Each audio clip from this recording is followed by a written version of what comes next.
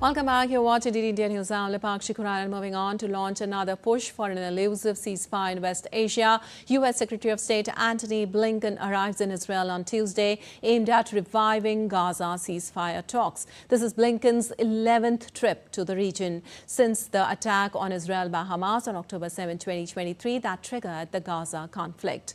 In a week-long trip, Blinken will visit Jordan on Wednesday and Doha as well, and will focus discussions on how to end the war. In his meetings with Israel and Arab countries, Blinken will drill down on day-after issues, particularly security, governance and reconstruction. Having detailed plans for each of these has been seen as prerequisite for achieving any lasting resolution to the conflict. Also, the Secretary of State will discuss with Israel and other countries how to secure a diplomatic resolution to the conflict with Hezbollah, and will continue Washington's conversation with the Israelis about their expected response to Iran's missile attack. The retaliation could disrupt oil markets and risk a further escalating conflict between the arch enemies.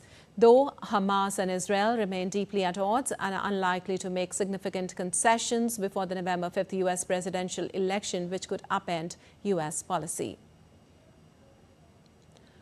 Earlier, U.S. envoy Amos Hosten held talks with Lebanese officials in Beirut on Monday on conditions for a ceasefire between Israel and Hezbollah. He said the U.S. was seeking to determine what more needed to be done to make sure it was implemented fairly, accurately, and transparently.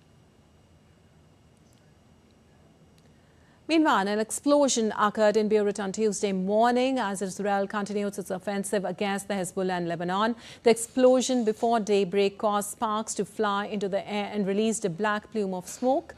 Israel carried out severe strikes in Beirut's southern suburbs on Monday, including one near the Rafik Hariri University Hospital, the capital's main government hospital.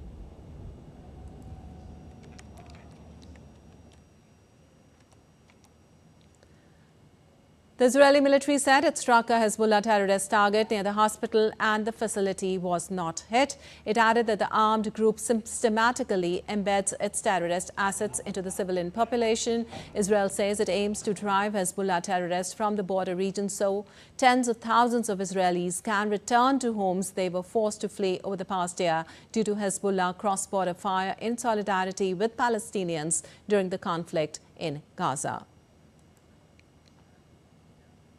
And Israel has accused Hezbollah of hiding more than $500 million in gold and cash in a secret bunker beneath a Beirut hospital. While saying there were no plans to attack the building, the Al-Sahel hospital in Beirut's southern suburbs was being evacuated following Israeli claims a Hezbollah cash bunker is located beneath it.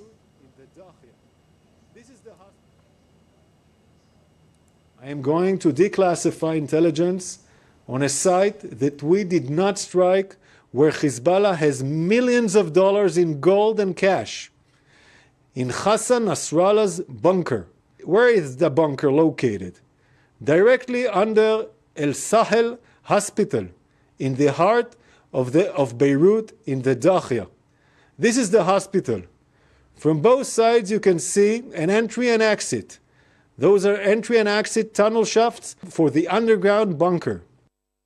The entrance is located in the Al-Mahdi building and the exit is located in the Al-Sahel Center building. This is the bunker. It contains rooms, beds, and infrastructure for long stays and the ability to direct combat from underground. Hezbollah built this bunker directly underneath this hospital. There are hundreds of millions of dollars in cash and gold inside the bunker right now.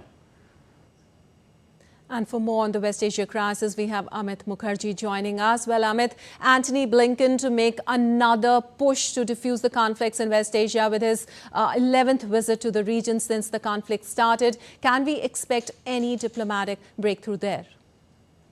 Well, Lipakshi, both UN as well as US has constantly been stepping up its effort to kind of bring about a ceasefire in West Asia, but as facts stand right now, there has been a shift in the kind of strategy which Israel has been deploying against all those who have been targeting its citizens and its cities.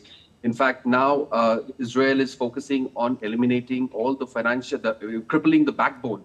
It's focusing on crippling the backbone, the financial backbone, which has been funding all these terror activities of alleged terror activities of Hezbollah. So, in a very sort of a calculated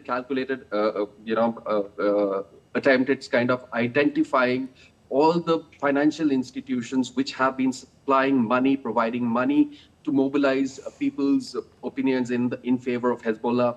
And in fact, yesterday also, Al-Kurd Al-Hassan, that's the financial institution which is linked to Hezbollah, that was attacked. It has about 30 branches in Lebanon, and Israel has identified, in fact, each and every office of this organization. And this organization, which was built in 1983, it was primarily to give loans under Muslim laws, interest-free loans. Now, this particular machinery was being used by Hezbollah, as Israel says, to fund the entire operation. So the prime target now is this organization. And, in fact, yesterday in Syria, Israel also eliminated the financial chief. Apparently, the name has not been given out, but the person who has been eliminated in Syria was supposedly the financial chief of Hezbollah, and he was instrumental in transferring of funds from Iran into various accounts of Hezbollah, which are being utilized to kind of buy weapons and, fund these operations against Israel. So Israel is now looking at eliminating not only the depots, weapon depots, the launch pads, but it's also targeting the financial institutions, which is basically striking the base to kind of bring an end to the ongoing war and secure its citizens right now. Right, Amit, as you rightly said, that once the funding is affected, of course, the dynamics of the whole situation will change. But US says UN Resolution 1701 alone is not enough and more needs to be done. And what is more worrying is Israel's response to Iran's missile attack. That is absolutely correct. In fact, there has been a lot of, situation is very tense. And in fact, Iran has also appealed to the International Atomic Energy Agency that its nuclear institutions are also under threat because of the ongoing, strikes which Israel is carrying out. But yeah, we must remember that Israel so far has not responded to the 200 missile attacks which Iran had launched on its territory. In fact, the main Nevatim air base of Israel was also affected in the strike. And recently also Benjamin Netanyahu, the Prime Minister of Israel's private residence was also attacked.